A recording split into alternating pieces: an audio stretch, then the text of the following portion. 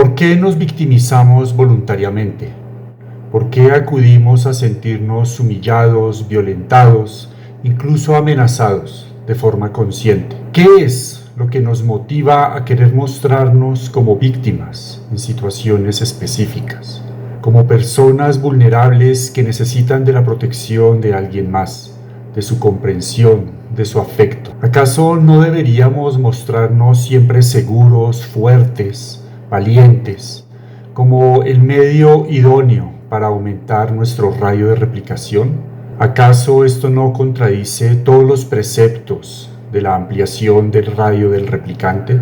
Pero antes de entrar a responder esta inquietud, me gustaría traer a colación un caso muy particular, evidenciado por el antropólogo polaco Bronisław Malinowski en sus diarios de campo, durante la visita que hizo a las islas Troviana, en Nueva Guinea, y en donde se dio cuenta de una práctica muy particular entre los nativos. Resulta que cuando alguien era acusado de infidelidad a su pareja, se sometía a un juicio público tan particular y digamos duro y escabroso, que esa persona prácticamente quedaba repudiada, excluida del grupo, considerada un paria social de su comunidad.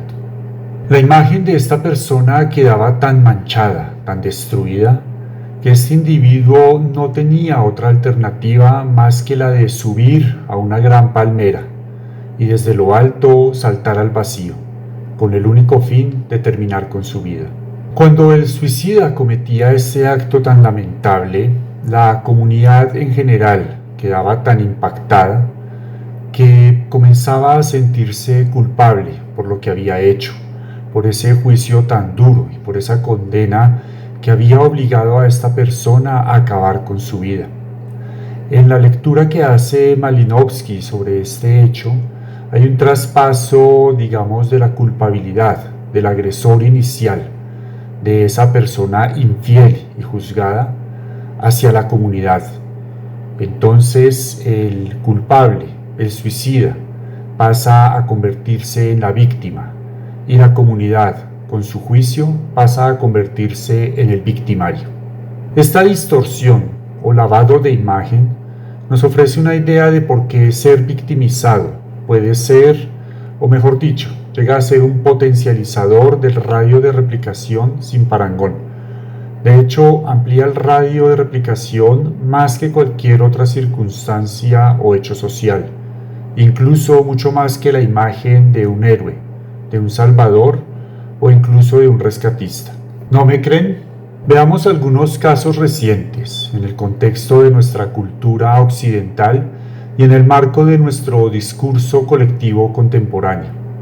Se ha comenzado a hacer recurrente, incluso viral, el buscar hechos oscuros, una leyenda negra, sobre todos los héroes de la historia universal.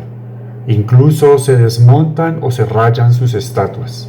Pero ¿quién se ha atrevido a cuestionar o a buscar esa leyenda negra en las víctimas? A menos que exista una agenda política, nadie se atreve a cuestionar la veracidad de los hechos de las víctimas, a intentar cuestionar sus actos, sus acciones, si dijeron o no la verdad, si en realidad fueron victimizadas y qué tanto lo fueron. Y esto es así porque existe en nuestra conciencia colectiva una idea de que cuestionar a la víctima, de que intentar poner en duda la veracidad de su historia, de su relato, ya nos hace seres despreciables, seres condenables, seres que no han empatizado con el sufrimiento de la víctima, que no se han solidarizado con ella y que lo único que quieren es sacar algún tipo de provecho político, económico o de otra índole a través del cuestionamiento de su sufrimiento. ¿Acaso no vemos que esto sucede a diario en el mundo de los deportes? Para evitar la sanción del árbitro, el supuesto implicado puede acudir a hacerse también la víctima, o, en caso de haberlo sido, exagerar la falta, con el ánimo de que el agresor sea castigado o sancionado de forma más severa. Gracias a la tecnología vigente podemos verificar qué versión es la verídica y quién está exagerando, quién se está haciendo la víctima, pero en la cotidianidad tendemos a creer más en la versión de la víctima, de aquel que anuncia haber sido agredido, y en cambio damos menos valor a la versión del victimario, de aquel que se presenta como el supuesto agresor. Y esto es así porque hemos elaborado un discurso colectivo de rechazo a aquel que cuestiona a la víctima, y por el contrario de simpatizar, de congeniar, de acompañar y de velar por los intereses de la víctima. Incluso se considera que cuestionarla, que no simpatizar con esta, que no solidarizarse con su dolor, es una conducta reprochable. Y no solo eso, sino que también puede llegar a ser revictimizante.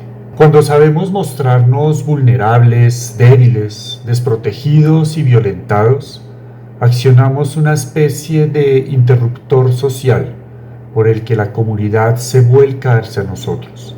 Ganamos su atención, su aprecio, su simpatía e incluso su protección.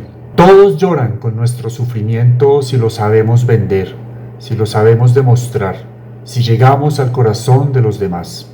El suicida en el caso de las islas de Nueva Guinea pasa a ser la víctima, pasa a ser una persona cuya imagen ha quedado lavada en la memoria colectiva, porque ha recurrido al sacrificio máximo, al suicidio, a la inmolación.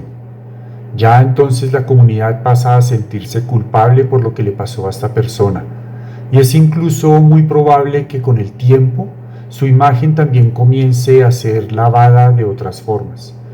Ya se va a empezar a dudar si en realidad cometió infidelidad, y si no fue más bien que fue acusado de forma injusta, que incluso esa persona que lo acusó, que lo culpó de haber sido infiel, quizá lo hizo porque quería deshacerse de él, porque quería mancillarlo, porque deseaba verlo convertido en el lastre social. Y empiezan las historias entonces a tejerse alrededor de si en realidad esa persona fue o no fue infiel. Y es muy probable que con el tiempo incluso su imagen de infidelidad quede del todo lavada, del todo purificada, y hasta se convierta en un mártir de esa comunidad, mientras que aquella persona que lo acusó en primera instancia pasa a ser el repudiado, seguramente, pasa a ser mirado con sospecha, y pasa, en este caso, a ser el victimario. Nada vende mejor en el colectivo que una víctima bien montada. El tema de la víctima y del discurso victimizante en general da para un desarrollo posterior mucho más amplio, y de nuevo sobre aristas, sobre variables y sobre circunstancias también distintas. Por ahora dejo el video hasta acá como un abrebocas sobre cómo se lee la víctima desde el paradigma del replicante y por qué acudir a la victimización puede llegar a ser tan rentable en términos de expansión del radio de replicación. Agradezco que hayan llegado hasta esta parte del video y espero estarlos replicando en una próxima oportunidad.